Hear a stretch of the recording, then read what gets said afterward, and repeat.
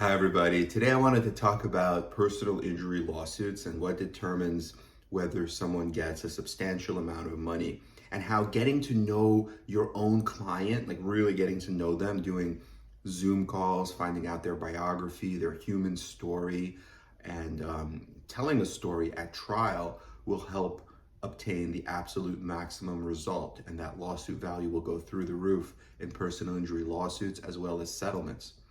So one of the ways that I think it's very important is to consider what defenses the other side is bringing up, right?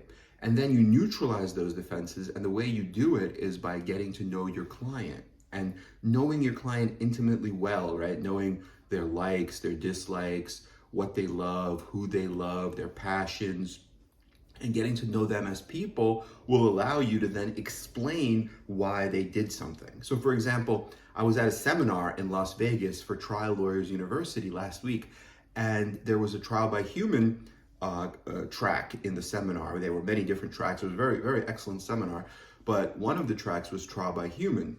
And they told this story, right? They told the story of a case that a lot of lawyers would probably think is worthless or worth very little. It was a lady who was involved in a car crash.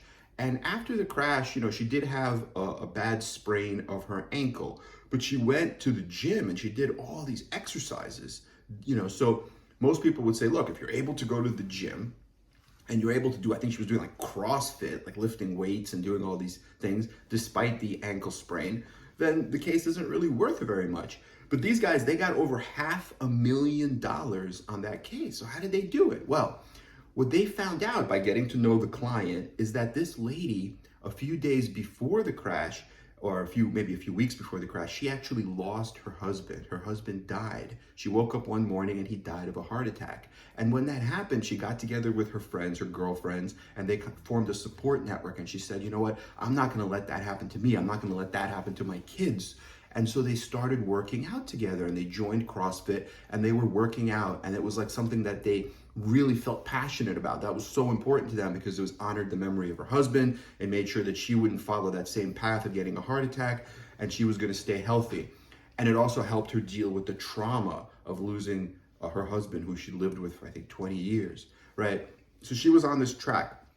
And then she had the car crash, and she had this really bad sprain and I believe a tear in her ankle.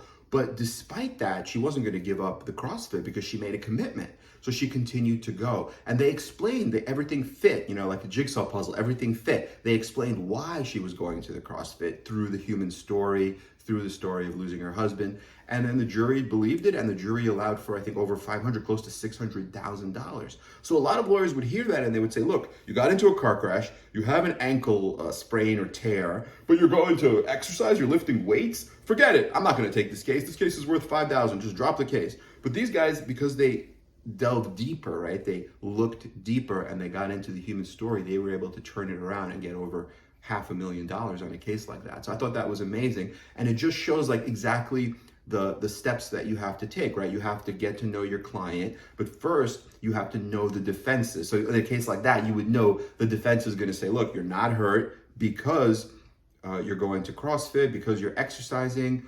So this injury isn't important. But they were able to show that she was able to work through the injury. And even though the injury was painful, she was seeing doctors, she had MRIs, she might need surgical intervention in the future. But despite all that, she was just working through it because that's who she was, and she wasn't going to change that for anything.